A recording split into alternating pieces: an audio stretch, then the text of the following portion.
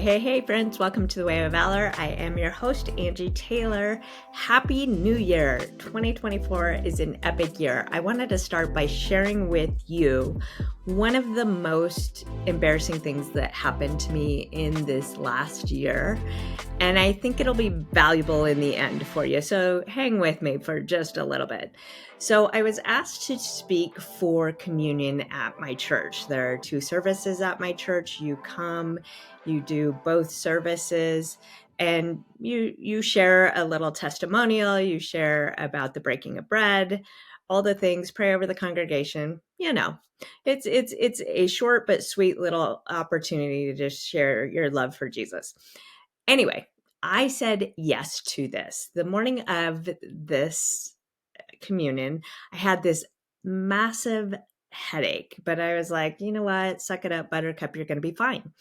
So I go to church. I go to first service. I share in first service, and it goes fine. I'm sitting through first service, and the whole time I'm in first service, I'm like, oh, my head hurts really bad. I need more coffee. I need some food. Maybe all of that would help me. There's a Starbucks close by. I can probably swing through Starbucks quick and make it back in time for second service to do it all over again. So literally the entire service, this is what I'm thinking of. I'm watching the clock. I'm like, okay, it's going to be fine. So I am leaving service. On my way out, somebody's like, what are you doing in first service? We never see you in first service. I'm like, I know, I was doing communion, but I'll be right back. I'm going to explain the whole plan. I leave. And as I am coming back, I am getting a phone call from my husband. I'm coming back for second service. Now, mind you, the entire time I'm in Starbucks, I literally have my phone with me. I'm looking at my phone, paying close attention because I know I got to get back because communion is right at the very beginning of service. So I'm like focused on, I'm going to get this done. I am driving back and my husband calls me and says, where are you? And I'm like, what do you mean? We drove separately to church. So I'm thinking, oh, he got to church early. Good for him. I'll sit with him. And I'm like, oh, I just hit Starbucks. I'm on my way back. And he's like, babe, you just missed communion. In fact, everybody in the church actually knows who you are now because literally it was like Ferris Bueller's Day Off when the worship leader got up and it's time for communion. He's like, and now Angie Taylor is going to share with us. And it was crickets because Angie Taylor was not there. So it was just like Ferris Bueller's Day Off. Remember Bueller, only it was Angie.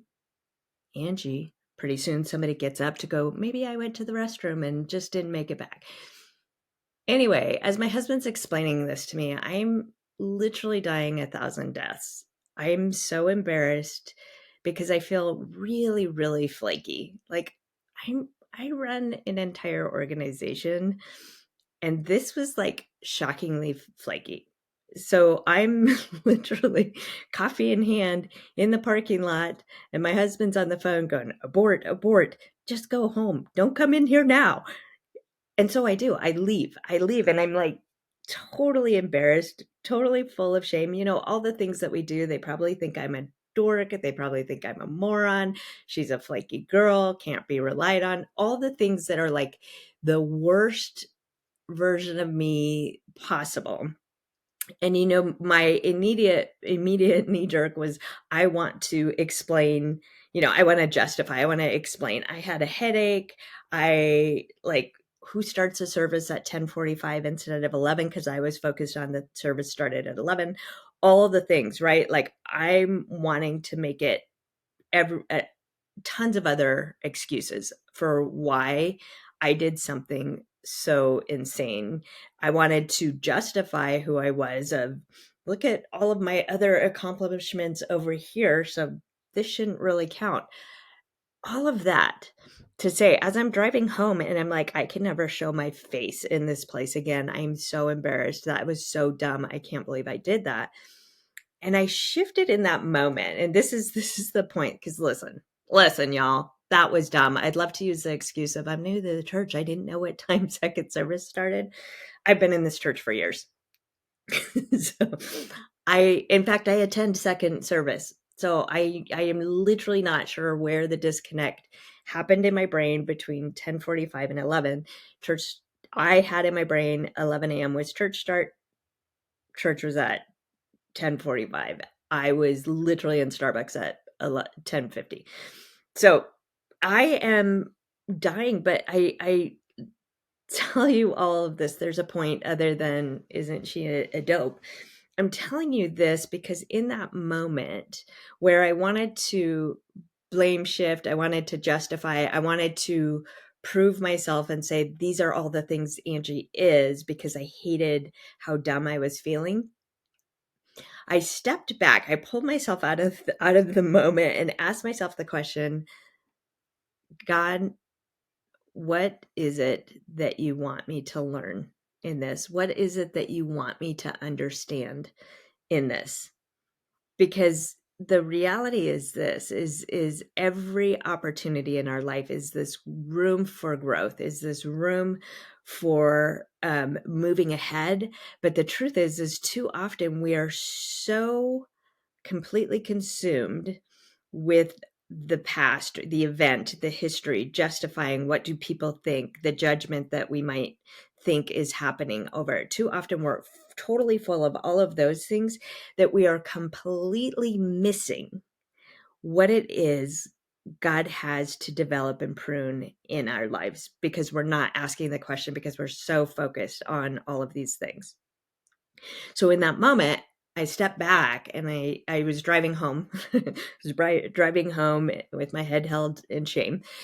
But I stopped and I said, God, what do you want me to learn in this moment? And in that moment, God said, Angie, do you see that you had so anchored yourself to a truth that the service started at 11 a.m., that all of the signs that should have told you that that was not true? Okay, there were many, many signs, right? I was walking out of the church, and y'all, I'm walking out of the church at 10:40, and there are tons of people coming in. Like, people go to church 20 minutes early, which I know they don't. Okay, but I'm missing that. I am missing, like, there were so many things that should have told me already. The ushers were greeting at the door as we were going. There were so many things that should have triggered in my brain that my anchor to being that the service started at 11 a.m. was untruth, that I literally missed everything that should have told me the truth. And and even in Starbucks, I was like, I'm watching my clock going, I have 10 more minutes. I'm fine. I got all the things, right? And as I'm driving home, God very distinctly says, what other truths have you anchored your life in that are keeping you from what I have for you? And I'm going to ask that a question again because it was so profound for me. I was so anchored in a mistruth of church starts at 11 a.m. that I missed everything that should have told me that that was untrue.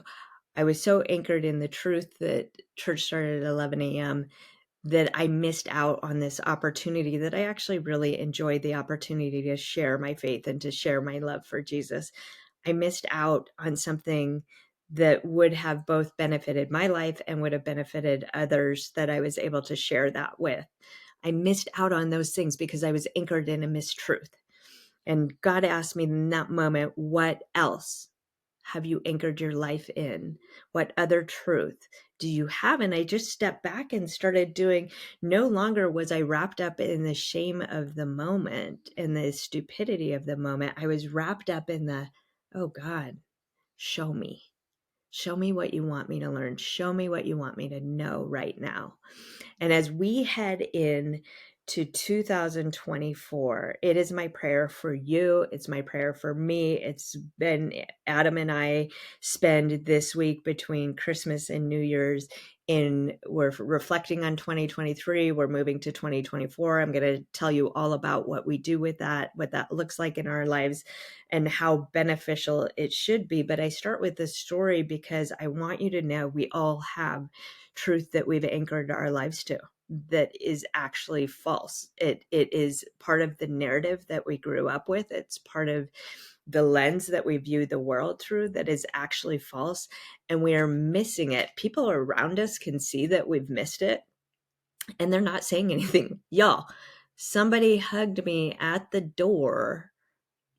I told them my plan and that I was doing communion, and at no point did they look at me and go, just to make sure, service starts at 10:45, right? Because that feels like a bad plan.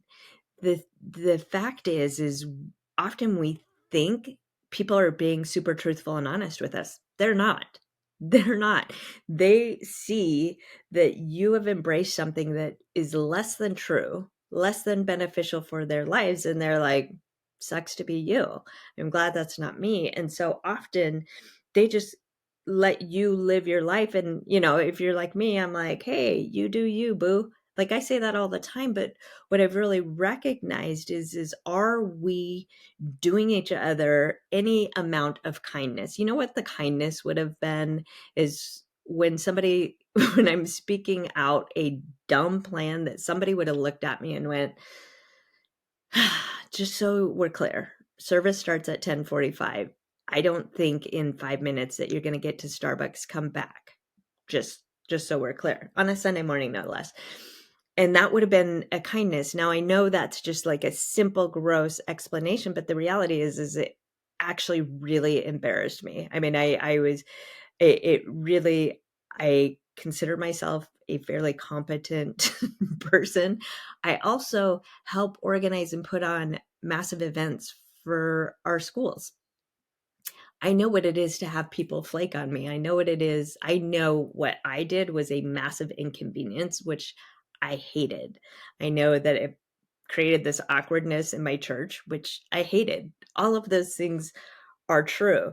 But for me, what I did was I obviously reached out immediately to the worship leader with a million apologies. The next day, I sent him a gift, Starbucks gift card with, hey, I'm shaking the dust from my feet, meaning I'm not going to wallow in this because there's a valuable lesson to be learned. But I also want to acknowledge that I created a situation that was uncomfortable for everybody. And for that, I'm sorry.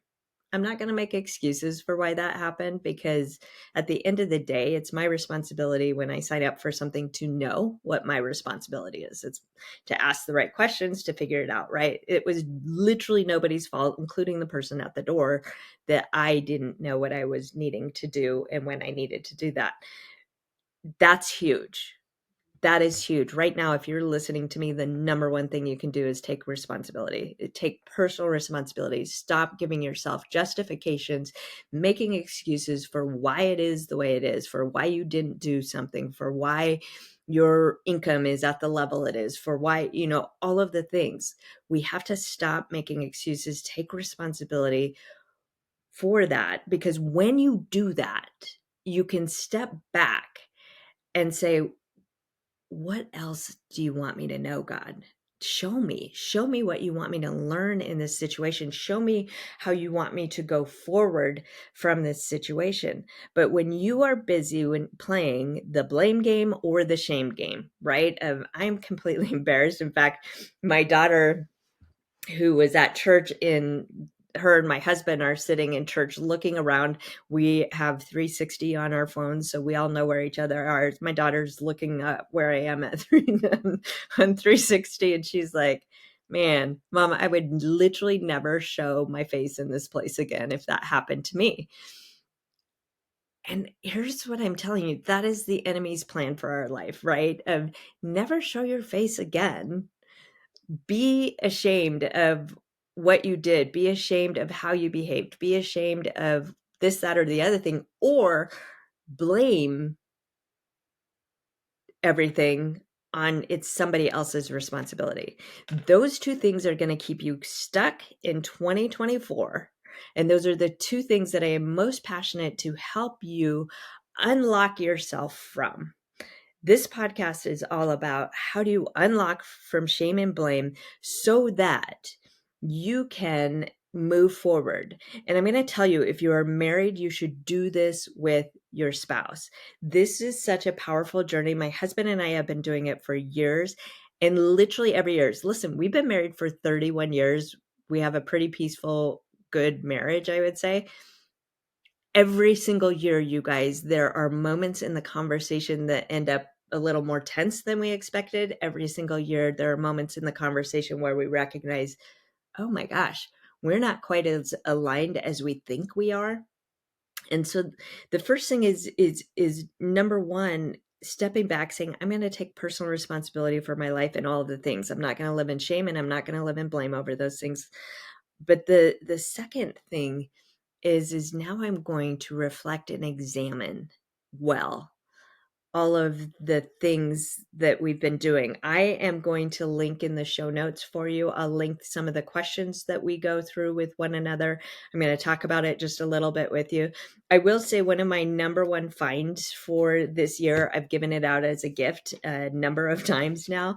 It's called My Rich Life Journal.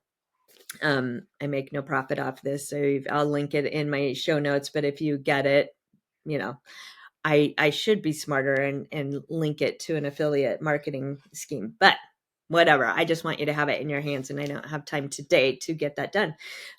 But literally, it's called My Rich Life Journal, and I think the cover says, like, there's a paper cover that says on it is, and I think it says something about how to get rich, but it is not speaking specifically of money. While there are a lot of money concepts in this book, which are really powerful concepts, it isn't about your rich life being, I'm going to be a mega millionaire. If that's your goal, that's awesome.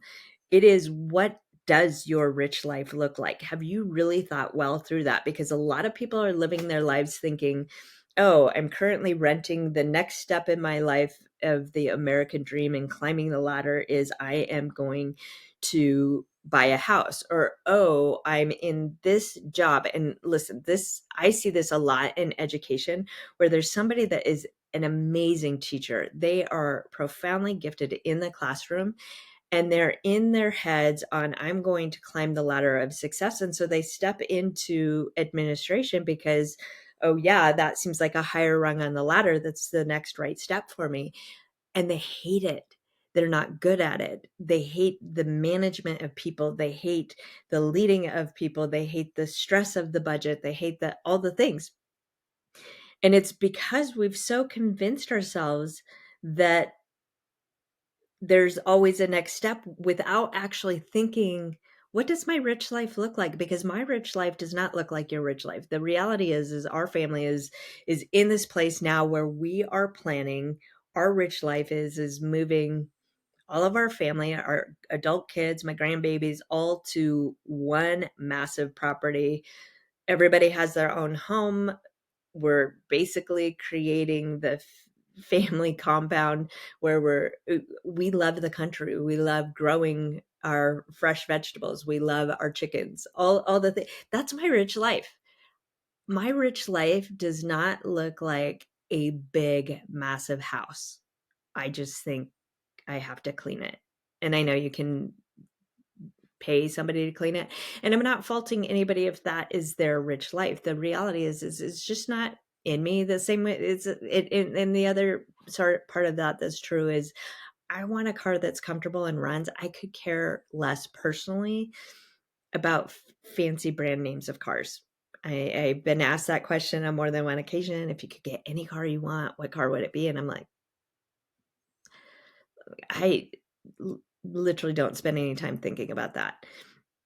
The problem is too often we get caught up in society in the comparison mode that we fail to recognize what are our goals, and my husband and I being on the same page. And again, I would tell you, we've been married for 30 years. We actually work together. We spend all day, every day, very close quarters in the same space. And what I can tell you is I was surprised by the conversation this year.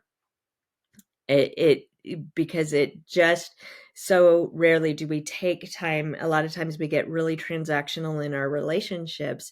And so we're taking out, just doing the next thing, doing what seems like the next thing. And we haven't really sat back and asked the question of what is our end goal? Because if my end goal is, listen, my rich life is I get to travel when I want, where I want. That's my rich life.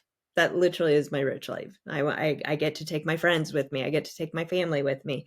I have resources to do that. You know what it's not? Big fancy house. The great news about that is because we've thought well about that, we're not doing the big fancy house thinking someday we're going to do our rich life. We're aiming for here's what our rich life looks like. So we're going to be modest over here because we don't actually care about those things, and we're going to move over here. And so that's the question that you should be asking. This journal had a ton of really good questions that help you really design, think well, put you and your spouse. The other part is putting you and your spouse on the same page.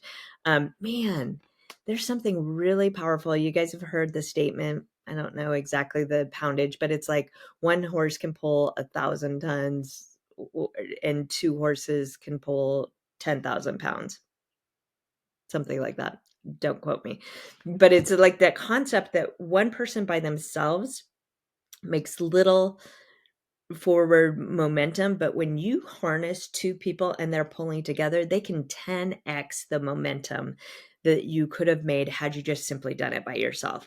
And so that's what I'm really passionate about doing with my husband, with our family, as well as helping you and your family. You know why? Because then all of a sudden you are living a powerful life where you can both impact yourself and your immediate family, as well as your ability to really add value and give to others.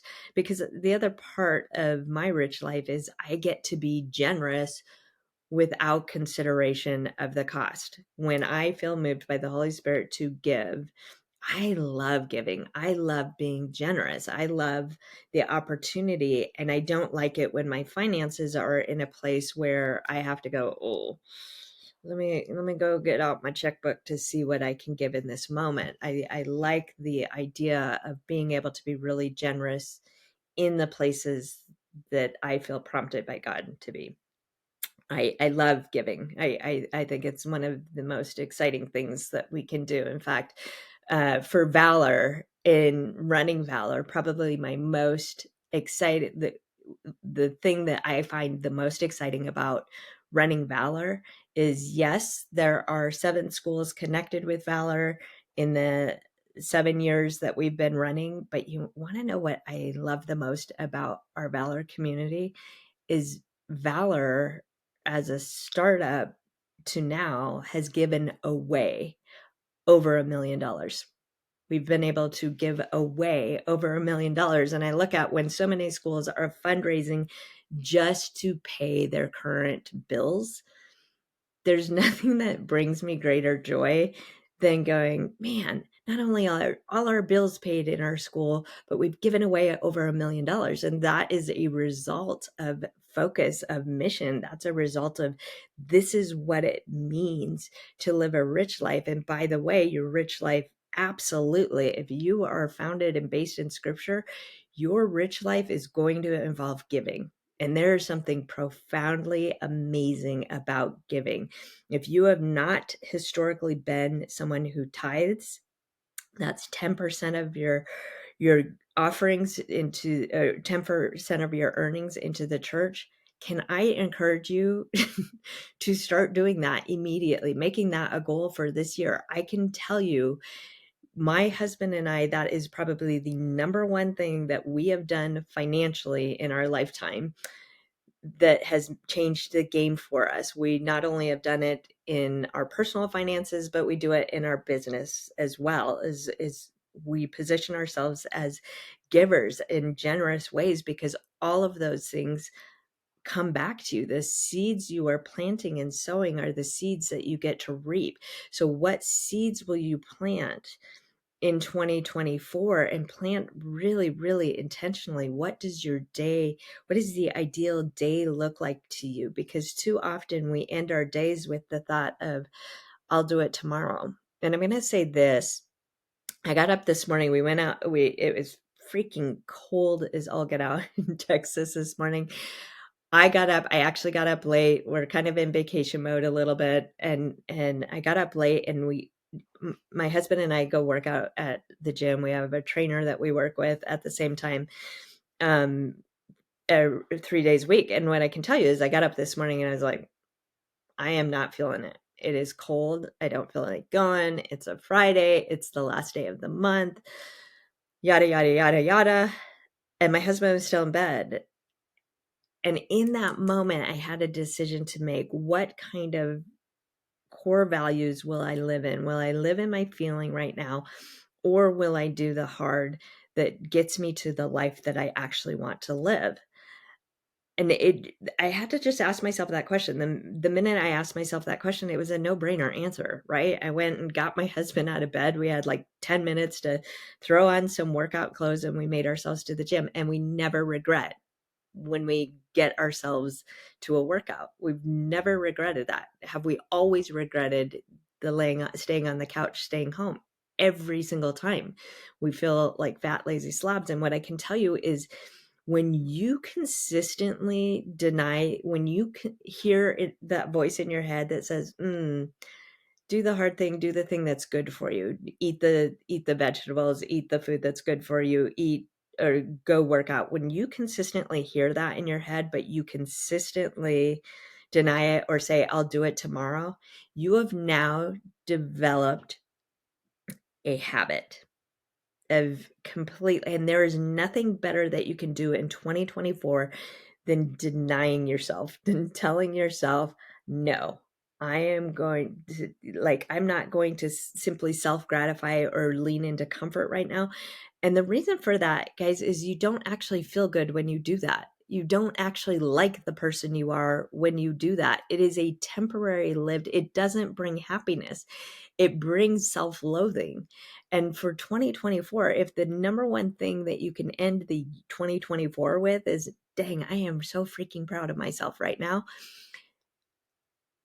that will have been an accomplishment. The truth is when we reflect back, and again, I'm going to put these questions, or you know what, email me. I'll put my email link in the notes. If you want the questions that we ask, I will share those with you. Just shoot me an email. But what I can tell you is, we take time in the year to reflect. We ask the questions: what was our biggest triumph in 2022? What was the best or smartest decision we made in 2022? What one word or phrase sums up and describes our experience this year? But then we also ask harder questions of, what was the worst decision we made this year? Um, we what was the hardest loss that we took this year, right? We take those moments to reflect on all of those things, and then we move the questions, and I didn't read anywhere near the questions. Then we move into 2024. We also ask ourselves about the people we surrounded ourselves with. Like, did we grow and learn this year? Did we invest in ourselves? Did we surround ourselves with people that made us better, challenged us to be better? Or did we surround ourselves with people that let us off the hook all the time, that don't challenge us to be better, that are just comfortable for us? In 2024, what will we do with these decisions? And so we're hitting 2024 with joint decisions on, here's what we want the year to look like, here's what we care about. When we talk about the rich life we desire, then what do we need to do with our finances to get there? When we talk about, I started this podcast with, what lies have you anchored yourselves in? This week has been a week of going, God, show me. I've been leaning in prayer. Show me those places where I've bought into a lie that I'm missing the opportunity because I've embraced an untruth. And so my prayer for you is that you would embrace new truths, new levels for your family this year, because you have so well reflected. Happy New Year. I hope it's the best one yet for you.